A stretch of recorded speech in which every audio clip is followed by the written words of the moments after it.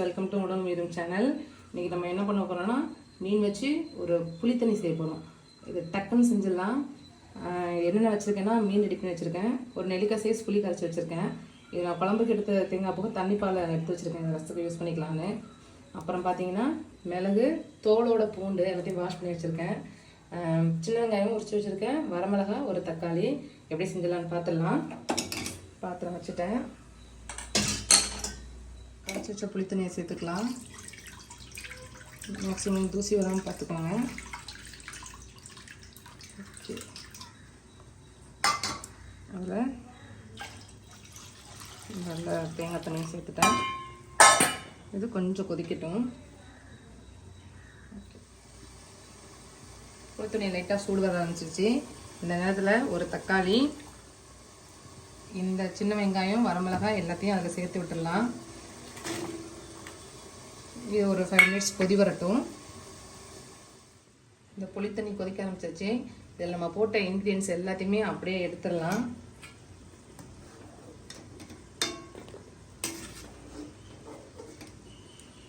இது என்ன பண்ண போகிறோம்னா கொஞ்சம் ஆற விட்டு இடித்தா நல்லது. என்கிட்ட இடிக்கிறதுக்கான எந்த ஒரு எக்யூப்மெண்ட்ஸும் இல்லை, அதனால் நான் மிக்சியில் எல்லாத்தையும் ஒரு சின்ன ஒரு பல்ஸில் வச்சு எடுத்துக்க போகிறேன். இதில் எல்லாத்தையும் எடுத்துகிட்டு, இதெல்லாம் நல்லா வேகணும்னு அவசியம் இல்லை, இப்படி கொதி வந்ததுக்கப்புறம் எடுத்துட்டாலே போதும். கொதிக்கிற தண்ணியில் தேவையான அளவு உப்பு, இது கொஞ்சம் வேணால் நம்ம எக்ஸ்டெண்ட் பண்ணிக்கலாம். தேவையான அளவு உப்பு, ஒரு கருவேப்பிலை, எடுத்து வச்சுருந்த 4 மீன் துண்டை எல்லாத்தையும் சேர்த்து இது ஒரு பக்கம் நல்லா வெந்துட்டுருக்கட்டும். நம்ம அதை போய் க்ரஷ் பண்ணி எடுத்துகிட்டு வந்துடலாம். தண்ணி தேவைன்னா நம்ம மிக்ஸி ஜார் கூட கழுவிட்டு அதுக்கப்புறம் தேவையான அளவு சேர்த்துக்கலாம். இது நல்லா கொதிக்கட்டும். நம்மளோட புளித்தண்ணி கொதிக்க ஆரம்பிச்சிருச்சு. மீன் நல்லா வெந்துருச்சு. இப்போக்கி நம்ம அரைச்சி வச்சோம் நறுவில் 1-2 அரைச்சி வச்சா நம்மளோட மிக்சரை கலந்து போட்டுக்கலாம். இந்த புளித்தண்ணிக்கு வந்துட்டு சூடு மீன், அப்புறம் மத்தி மீன், அந்த மாதிரி மீனில் வச்சிங்கன்னா இன்னும் டேஸ்ட் ரிச்சாக இருக்கும். நமக்கிட்ட இப்போ இல்லை, வைக்கணுங்கிற ஆர்வத்தில் அதை வச்சாச்சு. இன்றைக்கி இருக்கிற மீனை வச்சு இன்றைக்கி சாப்பாடு முடிச்சுக்கலாம். நீங்கள் அதில் ட்ரை பண்ணி பாருங்கள், சூப்பராக இருக்கும். நம்ம இதில் உப்பு பார்த்துட்டு நம்ம தேவையான அளவு கரெக்டான அளவு தண்ணி சேர்த்துக்கலாம். இதை மிக்சிக்குள்ள தண்ணியை சேர்த்து விட்றேன்.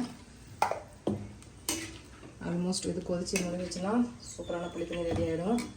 உப்பு பார்த்துக்கலாம். கொஞ்சம் உப்பு போட்டுக்கிறேன். மேக்ஸிமம் இதில் வரமிளகா மட்டும் கண்டிப்பாக போடுங்க, பச்சை மிளகா சேர்க்க வேணாம். வரமிளகா, மிளகு கொஞ்சம் தூக்கலாக போடுங்க. சீ ஃபுட்டுக்கு கருவேப்பிலை இல்லாமல் சமைக்கவே சமைக்காதீங்க. நீங்கள் நல்லா சமைக்கிறதுனா கூட அதோட டேஸ்ட்டையும் அதோட அரோமாவையும் தூக்கி தரது கருவேப்பிலை தான். இப்படி சமைச்சு பாருங்கள். மிளகு, பூண்டு, நல்லா டைஜஷனுக்கு இது நல்லா செமையாக இருக்கும் இந்த ரசம். இந்த மாதிரி வச்சு நீங்கள் ட்ரை பண்ணி பாருங்கள்.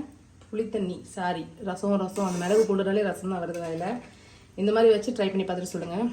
சூடான சாப்பாட்டுக்கு இப்போ உள்ள மழை காலத்துக்கு சல்லுன்னு போகும். நெஞ்சு சளி இல்லாமல் நீட்டாக வந்துடும். நல்லா கொதிக்க விட்டு இறக்கணுன்னா நம்மளோட புளித்தண்ணி கமகமான வாசத்தோட ரெடி ஆகிடும்.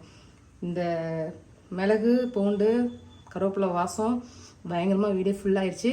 இந்த மாதிரி வச்சு சாப்பிட்டு ட்ரை பண்ணி பாருங்கள் ஃப்ரெண்ட்ஸ். இந்த மாதிரி டிஃப்ரெண்ட்டான வீடியோ உங்களுக்கு வேணும்னா என்னோடய சேனலை சப்ஸ்கிரைப் பண்ணிக்கோங்க. ஷேர் பண்ணுங்கள், லைக் பண்ணுங்கள், கமெண்ட் பண்ணுங்கள். Thank you friends.